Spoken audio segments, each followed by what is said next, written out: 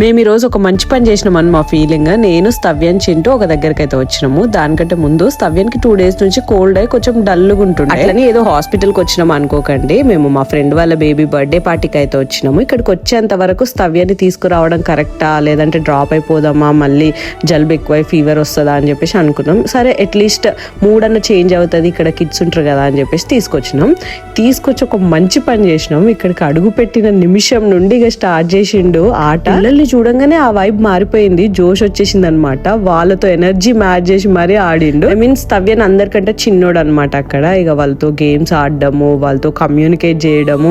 అసలు నేను ఇంటికాడ చూస్తున్న స్తవ్యన్ ఇక్కడ చూస్తున్న సేమ్ అని చెప్పేసి షాక్ అయినా. అంత డల్గా ఉండే ఇంటి దగ్గర. ఇక ఇక్కడికి వచ్చినాక ఏమనిపించింది అంటే ఇట్లాంటి పార్టీస్ కి తీసుకురావడం అండ్ ప్లే డేట్స్ కి తీసుకెళ్లడం కూడా చాలా ఇంపార్టెంట్ పిల్లలకి అనిపించింది. అండ్ ఇక్కడ నుంచి వెళ్తుంటే వాళ్ళు ఒక రిటర్న్ గిఫ్ట్ ఇచ్చారు అనమాట. ఆ రిటర్న్ గిఫ్ట్స్ తో కూడా చాలా హ్యాపీ ఫీల్ అయ్యిండు అండ్ బాగా యూజ్ చేసుకుండు అనమాట. అదేందో నేను నెక్స్ట్ వీడియోలో చూపిస్తా. బాయ్.